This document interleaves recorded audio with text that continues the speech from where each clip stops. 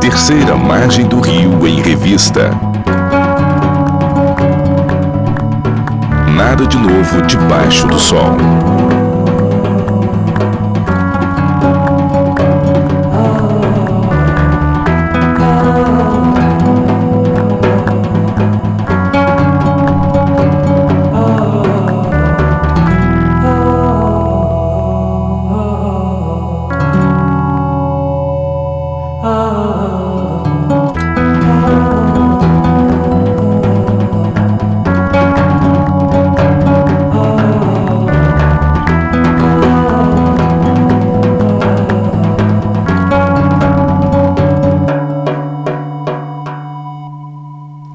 Esse é o programa Terceira Margem do Rio e nosso tema de hoje para discussão é a voz profética. Aqui na nossa mesa nós temos Tiago Arraes, Edson Nunes, Leonardo Gonçalves e eu, Lucas Iglesias.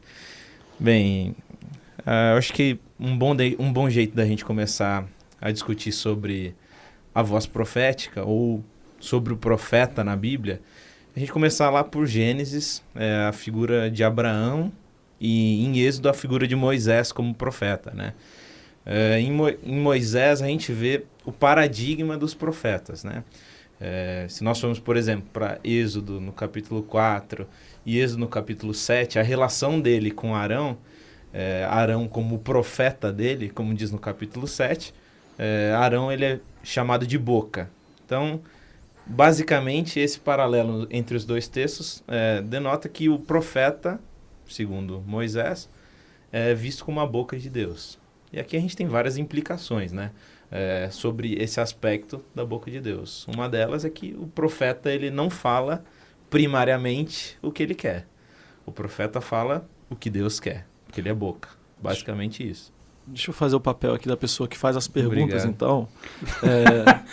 Tava tão bonito o Lucas falando, podia ter também. deixado o Lucas falar. Tá tão bonito, Lucas, essa introdução. Obrigado. Eu queria, dentro desse contexto, como é que se aplica? Abraão é o primeiro profeta em Gênesis? E quais características que Por fazem que Abraão a é gente- profeta? Exato. Até Bom. a gente já pode começar, talvez, desmistificando essa questão do profeta como vidente. Né? Talvez a base do próprio exemplo do primeiro profeta que aparece na Bíblia. A primeira vez que a palavra profeta aparece, como o Lucas mencionou, é para Abraão e é em Gênesis 20, numa história bem, bem interessante, né?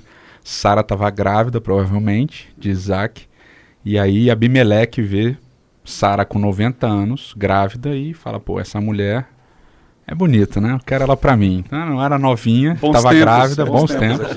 Bons tempos. E aí ele resolve tomar Sara para mulher e Abraão mente, né? Dizendo que ela era irmã dele. Alguns dizem que era uma meia mentira, etc e tal. Quer dizer que era uma meia verdade, que ela talvez fosse irmã. Eu acho que ela não era, mas essa é a minha opinião. Tanto faz também. E aí... Esse é o programa Terceira Margem.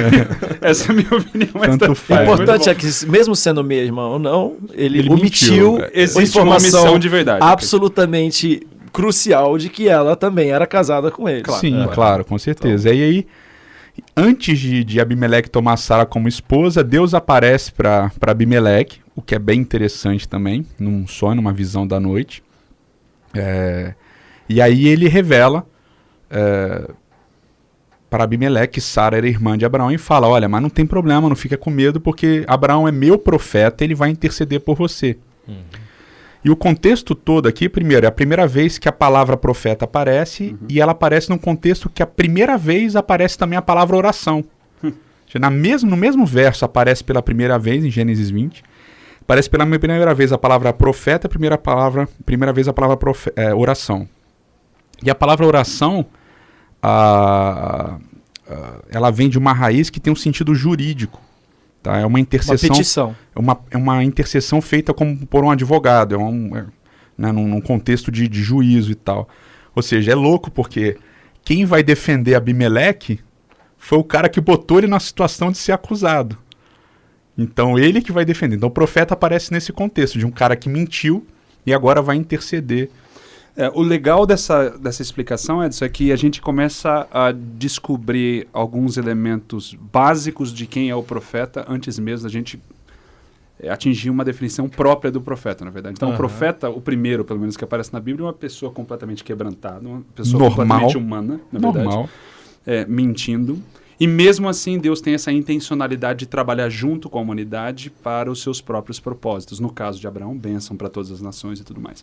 E aqui eu acho que a gente encontra uma das características fundamentais do profeta, fora as que já foram mencionadas aqui, que é a intenção de Deus de trabalhar junto com a humanidade. Essa parceria que acontece desde Adão, obviamente, e daí com vários outros patriarcas. Quando a gente encontra Abraão, a gente encontra daí uma expressão ainda mais forte disso.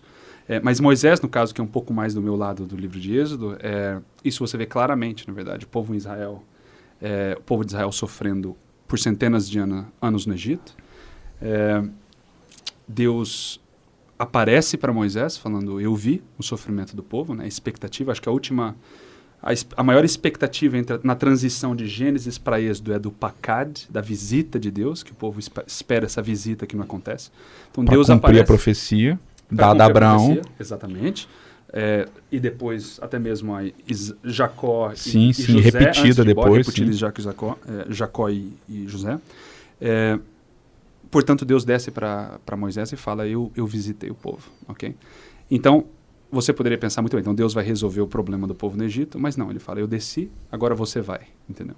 Essa característica da parceria entre Deus e o humano é outro quesito fundamental do que significa o profeta. E o que você disse, Tiago, tem muito a ver com uma outra função do profeta, que ele é o enviado, né? Você disse, você vai, e é o verbo shalar no hebraico, né? Ele é enviado, ele é um enviado de Deus. E até tem um paradigma, um paralelo interessante entre a figura do profeta bíblico e a figura do mensageiro real no Antigo Oriente Médio, lembra?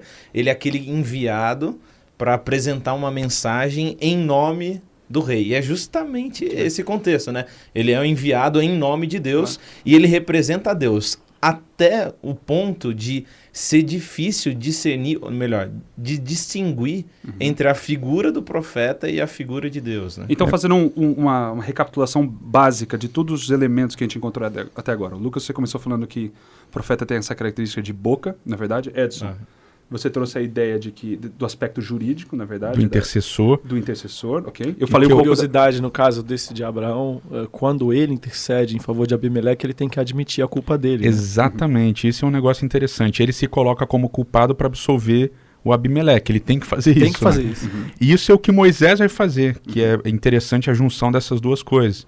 Quando tem o pecado do bezerro de ouro, em outras circunstâncias, que a gente conhece na narrativa de Êxodo, Deus quer acabar com o povo e Moisés ele coloca e fala, não, vou fazer de você uma descendência numerosa, mas não, eu não. Eu prefiro que eu morra e eles continuem para cumprir a promessa. Ou seja, essa ideia da intercessão, ela está repetida e o profeta ele não se coloca num patamar acima do povo ou acima do acusado como superior, mas se coloca num patamar de igualdade para trazer essa absorção. Isso é muito interessante. Sendo igual ou não. No caso de Abraão é igual porque ele que mentiu. Exatamente. No caso de Moisés não é igual porque ele não adorou o bezerro de ouro. E esse lance da oração eu acho muito forte como uma característica importante do profeta, porque Elias, que é o grande último profeta do Antigo Testamento, é ele que vai ter essa esperança messiânica associada a ele. No livro de Tiago, no último capítulo, fala que Elias orava incessantemente para que não chovesse. Tipo, o cara recebe a profecia, que a profecia não vai chover, ele dá a profecia, mas ele não abandona a profecia, ele continua orando por ela, né? Constantemente para que não chova. Então, talvez, na minha concepção, o elemento fundamental da função profética é esse de mediação, né? Que tem a ver com a função que o Lucas estava falando do enviado, mas é a mediação do relacionamento entre Deus e o homem. né? Ele está nesse meio, intercedendo, fazendo o caminho aí. E uma oração que sempre é em favor da profecia. Sim. Ele não precisa nem dizer isso, mas às vezes é importante deixar claro que a oração não é uma oração. Ele não está orando por ele. O Elias não estava orando para ele receber o pãozinho do corvo. Não, ele estava orando para que, em favor da profecia. O Abraão orou para que se cumprisse Atrelada à profecia. Então, Então, boca, intercessão, oração, humanidade, tudo isso num contexto de quebrantamento, de erro. Acho que nessas últimas explicações que a gente teve aqui até agora, outra característica interessante que surge é o fato de que o profeta ele não está fora do povo. Na verdade, ele não é alguém que fala de fora, mas ele fala, pelo que vocês estão me falando aqui, de dentro. De dentro, na verdade. Não é alguém que fala, olha, eu tenho a verdade, eu estou fora e vocês têm que vir aqui para o meu lado. Não, e ele assume, no caso, se a calamidade que ele profetiza acontece, ele está junto do povo. Acontece com ele também. Isso faz sentido no restante? Sim, faz todo sentido, na minha opinião, né? Também. O Heschel ele tem um esquema no livro The Prophets, né? Os profetas, que ele fala do patos, né? Do sentimento do profeta. Né? Com o profeta ele sente ao mesmo tempo o que Deus está sentindo e ele sente ao mesmo tempo o que o povo está sentindo. Então ele tem essa tensão dentro dele de sentimentos. E ele, quando ele fala com violência contra o povo, é porque ele incorpora esse sentimento divino, não de violência, mas, como diz Jeremias 17, né, mas de uma oportunidade de salvação. Então ele fala de destruição com o sentimento de restaurar o povo, porque ele faz parte daquilo. Né? Então essa tensão é bem interessante. Ele faz uma tentativa de trazer o povo de volta à aliança, né? Essa figura do profeta como mediador da aliança, né? Eu não sei se eu estou antecipando uma coisa, mas talvez esse seja o maior problema de Jonas, porque o Jonas não fala com essa intenção. Não, ele não quer que isso aconteça. Exatamente. Né? Então, ele não está embutido disso que você chamou de patos, no sentido. Ele não sente a dor do povo ninivita porque não é o povo dele. Esse é o problema porque é o único caso, talvez, em que um profeta seja alguém externo, de fora, enviado para uma nação. Únicos, né? Um dos únicos que é enviado. A preocupação dele, acima de tudo, é com a figura dele de profeta. Exatamente. Como vai ficar ou a minha com figura o povo de profeta. dele. Exatamente. Mas se eu falar e não for cumprido o que eu disser. É que a gente entra na aberração do que pode ser o cargo profético, no caso. De você ficar tão fissurado pelo fato de que a sua função é voltada para Israel, que quando você é enviado para uma outra nação, porque a presença do profeta... tradicionalmente é mesmo. Não, a presença do profeta já implica que Deus tem misericórdia e ele está lá dando uma última chance para o povo. Então já assume uma misericórdia divina. Só que misericórdia para um povo que não é Israel, no caso, na verdade. Isso é interessante, Thiago, porque volta como a gente começou. A figura do profeta na Bíblia, o profeta ele vem não acima de tudo para falar contra os povos vizinhos. Ele vem para falar contra o povo dele. Certo. Ele não tem rabo preso com o povo. Uhum. Ele vem para exatamente, ele vem para cumprir, ser boca. A responsabilidade dele é com Deus, é com a palavra que Deus dá. Com a mensagem que ele recebe. Exatamente, com a mensagem, não com alguém, com o rei, que muitas vezes podia ser visto ali no contexto do povo como um representante de Deus. Ou o sacerdote. O sacerdote. Que na verdade, ele vem pro rei e fala, ó, Davi, você fez isso, é você esse daí. A gente vê, são várias sobreposições importantes, né? O sacerdote representa a figura divina, o rei representa a figura divina, mas quem vem corrigir todo mundo é o profeta. Uhum. Né? E muitas vezes ele não vem de como o caso de Amós e tal, ele não vem de um berço bom e tal. Outras vezes vem, como é o caso de Isaías e tal. Mas o cara ele vem para reprovar todo mundo. Né? Então é uma função também representativa divina, mas ela é, de uma certa maneira, eu vou colocar aqui bem entre aspas, mais livre, não atrelada à instituição, vamos dizer assim. Ela não tá, a figura do profeta não está atrelada à instituição Israel. Uhum. Porque ele vem condenar o status quo da instituição Israel. Seja a instituição religiosa, que no caso é a figura do sacerdote, seja da instituição política, exatamente, que é o rei, que também social. É uma figura espiritual, ou seja, está tudo meio entrelaçado e tal. E o lance da mecânica da pregação, só voltando um pouquinho, que é Jeremias 17, que é quando eu mandar você falar de destruição, é porque eu estou dando mais uma chance de salvação. Uhum. Então Jonas sabia disso, ele não quer, e é aquilo que a gente estava falando antes também, Tiago, eu estou preocupado com a minha imagem como profeta. O que os outros vão pensar? Porque se eu falar destruição e eles se arrependerem, não vai ter destruição. Então a minha moral minha moral some. Mas teoricamente Jonas tinha que estar acostumado com isso, porque ele devia compreender que a pregação de destruição é para que haja salvação. Ele Sim, tinha essa mas compreensão e tem essa compreensão a desde o presença capítulo 1. do profeta Por isso já que ele assume fugiu. essa perspectiva. Mas Então- eu quero que Israel seja salvo. Agora, os ninivitas eu quero que seja salvo? Eu não quero. E outra, em Israel já tenho moral. As pessoas já sabem que eu sou profeta. Agora, em Nínive, quem sabe que eu sou profeta? Eu vou chegar lá e falar isso daí, os caras vão zoar de mim depois. Sim. E a ironia é que todos se convertem e fazem jejum, inclusive os animais com um pano de saco. Então, né? Agora, talvez para o ouvinte seja interessante, porque a gente está falando, o programa é obviamente sobre voz profética, sobre profecia, mas até agora a gente não falou nada sobre futuro, porque normalmente quando você ouve profeta, profecia, a gente pensa no futuro, mas praticamente tudo que a gente falou até agora aqui tem a ver com...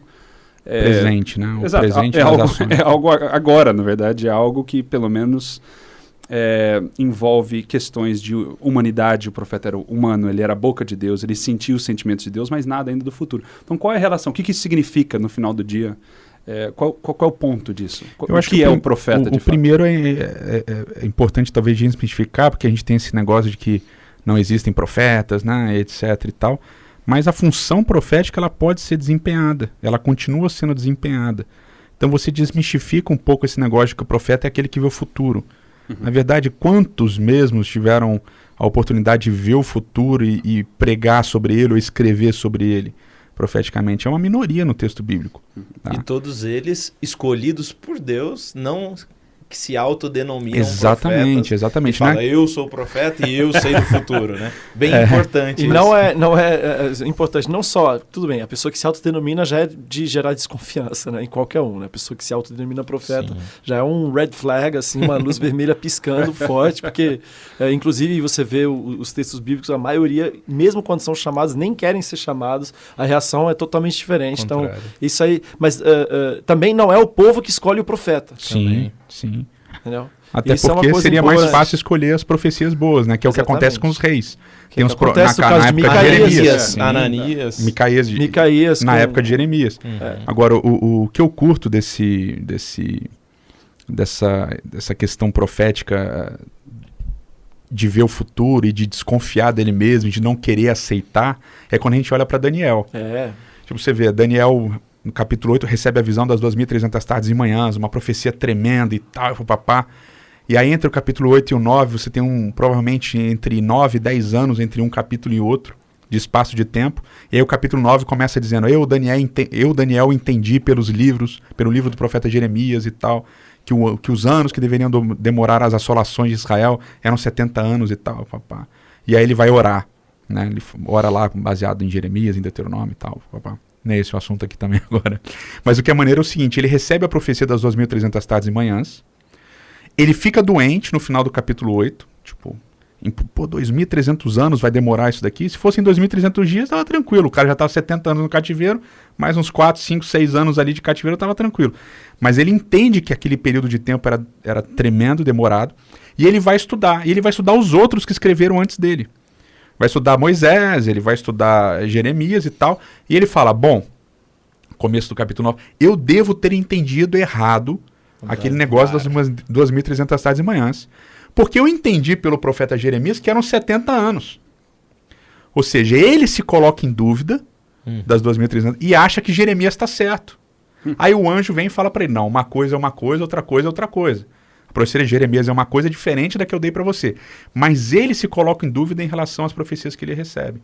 E a gente não vê muito isso nos entre aspas, profetas modernos, né? Eles têm sempre razão, né? Não, e é sempre... Muito bom. Eu ia falar um negócio, esqueci, me escapou. Mas é até bonito essa não postura. Não dorme, fica sem essa postura. Sobre eu não gosto nem muito. Que privilégio. Eu não gosto nem muito dessa palavra, humildade, porque essa palavra é usada para qualquer coisa, mas e não é humildade no sentido. As pessoas são orgulhosas de serem humildes também. Exatamente. Mas assim, no sentido de você se colocar no seu devido lugar perante a mensagem que você está recebendo, perante o contexto do qual você está participando. E eu vejo isso até na igreja primitiva, quando eles foram decidir em Atos, né, a respeito da circuncisão. Não veio o assim diz o Senhor. Não veio uma mensagem clara, não apareceu nenhum anjo, uma visão. Não, aprove a nós e ao Espírito Santo não colocar um fardo demasiado pesado sobre vocês, um jugo demasiado pesado sobre vocês. Essa postura sempre muito cuidadosa. Talvez isso, a gente não entrou nessa área ainda, mas talvez possa entrar, a gente tem ainda um pouquinho de tempo. Quais seriam, então, a gente falou das características do profeta. Não precisamos entrar, fazer uma lista das características do falso profeta, mas algumas coisas se desconfiar. A pessoa se autodenominar é uma coisa para você desconfiar. Você quer cortar? Você quer editar? Não, tá lindo o que você tá falando. Pode continuar. Ele te cara. deu uma olhada, Edson? Eu tava olhando pra você e não Eu só viu. quero o Edson. saber da produção se a gente vai fazer intervalo ou não. Então, Só isso. Não, aqui é vambora. Então bora lá, Vamos continua, felizes. Léo. Então, a Desculpa primeira aí, cara. característica, talvez. Quando bater o relógio, a gente para. Não vamos aqui tentar determinar as características do falso profeta, porque também não, é uma coisa muito mais volúvel, não é uma coisa assim tão pra gente cravar em pedra. Mas assim, coisas pra gente tomar cuidado. Pessoas que falam com excesso de convicção, Certo. no sentido de... 100% verdade, tudo que eu falo vai acontecer. Talvez uma coisa que a gente também fala muito, né, fora do programa, que a gente fala bastante, é que, cara, todo ser humano precisa de todo ser humano, acho que tem uma caminhada com Deus, ele tem também uma dose saudável de autodesconfiança, entendeu? Então, eu acho absolutamente necessário. E eu vejo isso até, vamos agora para o moderno, vamos agora para um contexto que seja bem adventista. Eu sinto isso quando eu leio Ellen White. Uma boa e saudável dose de autodesconfiança, do lance dela evoluir também, enquanto ideias dela, ter uma ideia, mudar de ideia, pensar diferente, discordar de coisas que ela falou anteriormente. Isso normalmente a gente atrela esse lado humano, até de fragilidade humana, para mim é uma das coisas fundamentais para eu reconhecer. É o que acaba enfatizando o ministério profético Sim, em vez só que a de tendência desvalidar. da sociedade religiosa, de maneira geral, hoje, a gente quer uma liderança firme, um cara que tenha todas as respostas, um cara que E a nunca gente demonstre dúvida. E a gente quer mistificar as coisas também, né? Claro. Então, até nas nossas pregações, a gente supervaloriza os erros dos profetas bíblicos, né? Olha como é que Moisés, olha como é que eles eram falhos, etc. Mas aí você vai ouvir um sermão sobre Ellen White, não tem isso. Não tem. Ela era Ela uma não era excelente pessoa, uma ótima mãe. A gente sabe Mas que ela por não quê? foi uma boa mãe. Ela não só- foi uma boa mãe, isso tem. Mas é verdade, ué. Mas é. Ela não foi uma boa mãe e algumas vezes ela fala, E até inclusive, quando ela sobre reconhece. isso. Então, É sóbrio, eu acho que. Por isso que é importante a gente retornar Mas sempre o texto assim, bíblico. só em humanidade. defesa, a gente não sente necessidade de defender Moisés, porque o Moisés está canonizado.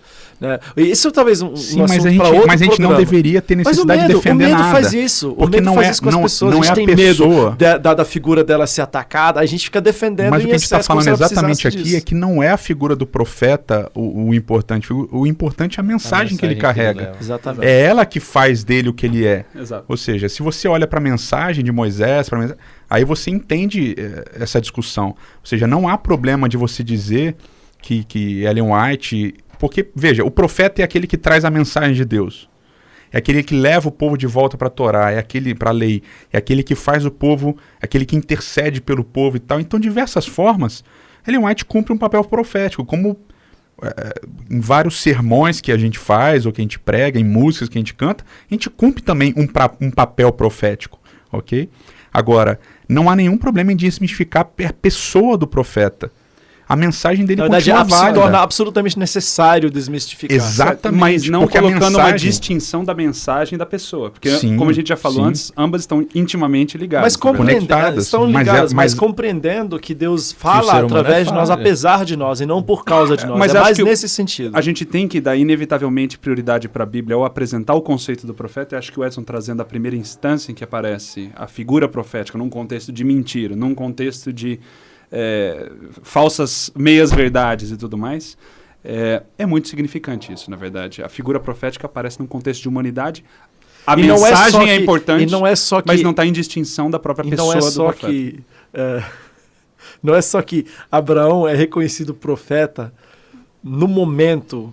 Parece o texto, como é a primeira vez que aparece, parece até que é por causa desse contexto. É um negócio bizarro mesmo, de contraditório, não um contraditório dentro do texto bíblico, mas contraditório com a nossa visão do profeta enquanto sociedade religiosa hoje em dia. Não, eu acho que a beleza da instituição profética é que, por mais que a gente possa traçar alguns elementos básicos do chamado profético, do envio, das características do profeta, não existem fórmulas fechadas sobre quem deve ser ou não deve ser um profeta. Você vê Moisés sendo chamado com 80 anos de idade, você vê Daniel sendo chamado com 15 anos de idade, você vê uma grande variedade de pessoas sendo chamadas para o ministério profético. Então, mais uma vez, isso mostra não a instabilidade, mas de alguma maneira a instabilidade do ofício profético. Então, isso é uma coisa legal que tem tudo a ver que você falou com o que o Edson falou antes, no sentido, o profeta é, entre aspas, mais livre, não apenas por não estar atrelado a nenhuma instituição, seja ela religiosa ou seja ela estatal, mas porque, no caso, o rei em Israel é descendente de Davi e o sacerdote é descendente de Arão. No caso, profeta, qualquer um pode ser. Então, nesse sentido, é mais, entre aspas, democrático. E, ao mesmo tempo, menos, né? Eu gosto dessa tensão também, falando do nosso amigo Arraes, né? O Arraes gosta Ele gosta de abraçar as tensões. Abraça a tensão. Todas as vezes que falam de... Bom, depois eu vou fazer um cálculo, mas vamos deixar passar. Mas, cara, é interessante porque o profeta é mais livre nesse sentido que você falou, Léo, mas, ao mesmo tempo, ele tem menos liberdade. E só pode pregar aquela mensagem. Ele só tem aquela mensagem. Enquanto prega aquela mensagem. E ele dizer não também é complicado algumas vezes, né? Não, a gente vai entrar nesse negócio. Eu acho legal, porque né? Principalmente porque às vezes essa mensagem envolve a vida dele, né? Vamos falar então do livre-arbítrio para o profeta. Como não funciona vamos entrar o livre-arbítrio para a figura do profeta?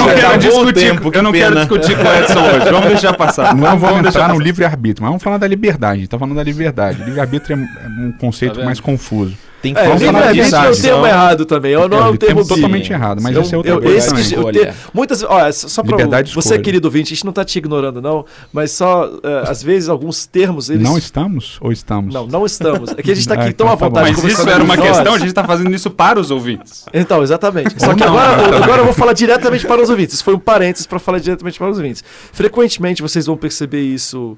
Talvez nos textos da Terceira Margem do Rio, talvez nos nossos bate-papos aqui também.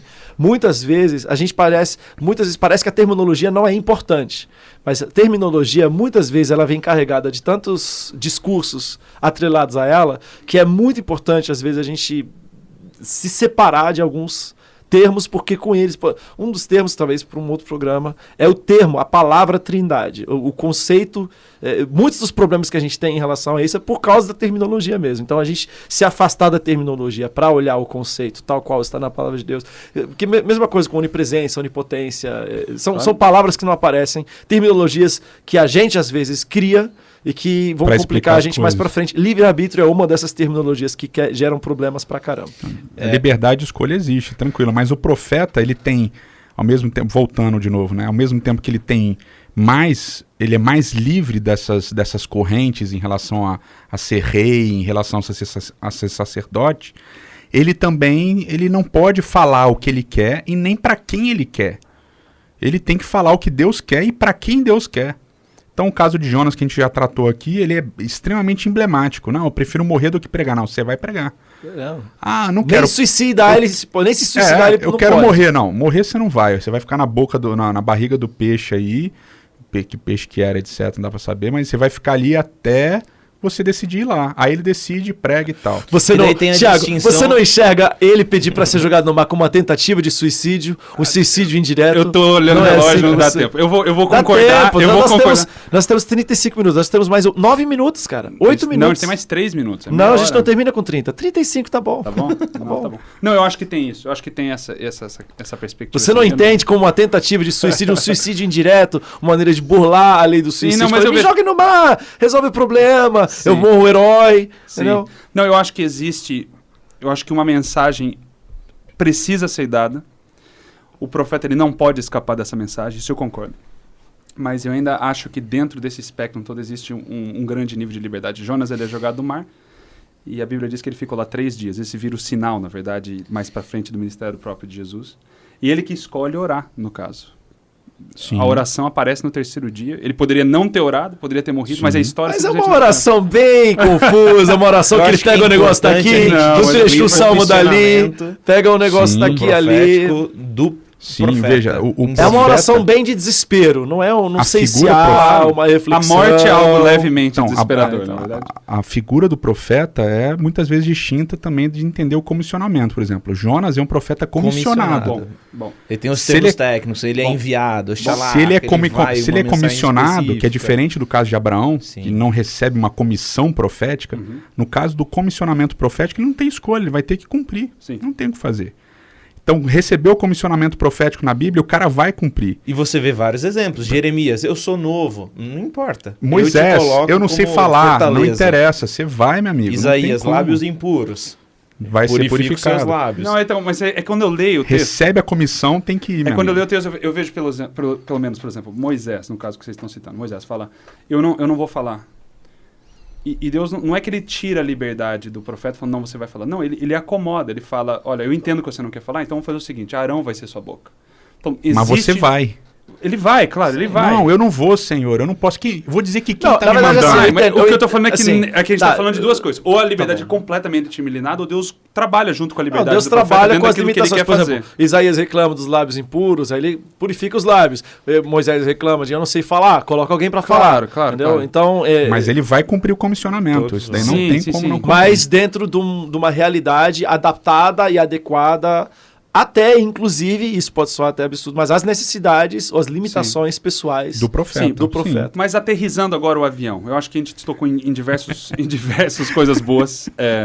E a gente poderia estender, é claro, esse tópico da liberdade, que é algo central para a questão bíblica toda, com o desenvolvimento de amor, de lei, de obediência. Liberdade é central no Jardim do Éden e tudo mais. Seria muito importante a gente fazer um programa apenas sobre isso para a gente traçar todas as implicações desse tema. Mas aterrissando agora o avião para o final, o que a gente poderia falar para o ouvinte que está pensando, ok, o profeta tem todas essas características. Ele às vezes é comissionado, às vezes ele simplesmente é como Abraão, que tem esse ímpeto profético dentro da própria vida. Mas como que é possível hoje em dia alguém ser profeta dentro dessa característica bíblica ou precisa ouvir um chamado de Deus? Como seria possível hoje em dia uma pessoa comum, normal, como todos nós aqui na mesa, carregar esse ministério profético? Isso acontece? Isso não acontece? A gente poderia terminar aqui. Eu acho que tem duas coisas que já foram faladas aqui, inclusive. Né? A primeira, parafraseando o filme Forrest Gump, profeta is who profeta does, entendeu? Então, se a principal característica do profeta é trazer o povo de volta à lei, de volta à Torá, de volta à palavra de Deus, toda vez que qualquer um faz isso, seja através da música, seja através de um sermão, seja através de uma conversa entre amigos, toda vez que ele puxa a conversa de volta, ele está sendo profeta. Isso quer dizer, ele está cumprindo um papel profético. Exatamente. Está me corrigindo aqui. Só que isso aí, para você ser profeta, um chamado, eu acho que, pelo menos no que a gente compreende da palavra de Deus, praticamente há muito essa repetição de um chamado profético. Entendeu? Há também profetas que não têm assim um chamado mais o profético. comissionamento, né? Chamado a ser profeta, todos somos. A interceder uns pelos outros, a levarmos o povo de volta para a lei, ensinarmos a lei, tudo isso são papéis proféticos.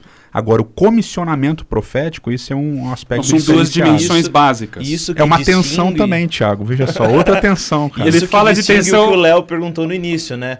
A diferença com o vidente. O vidente é alguém que, pelas próprias forças, ele atinge um nível superior e ele consegue, pela sua capacidade, conhecer essas coisas do futuro, tal. Agora, o profeta bíblico, não. O movimento é contrário, é de cima para baixo. Esse comissionamento, né? É de cima para baixo. É Deus que dá e Deus o profeta não entende capacita. nada e Deus é que tem que explicar também o profeta, né? Então, nem sempre o ser humano pode ser comissionado, obviamente, Não, mas nem todos todos. temos como uma maneira de se encaixar Muitos dentro são dessas chamados, poucos escolhidos. Muito bem. Mas, de alguma maneira, o ouvinte, qualquer leitor da Bíblia pode se encaixar dentro da história de alguma maneira e reverberar essas implicações proféticas, como o Léo mencionou agora há pouco, dentro do seu próprio contexto de vida. Então, isso é uma coisa muito boa. E como a gente trazer, obviamente, o tema da voz profética dentro para a vida do ouvinte. Bem, esse é o programa Terceira Margem do Rio e nós esperamos todos vocês no próximo programa. Até lá.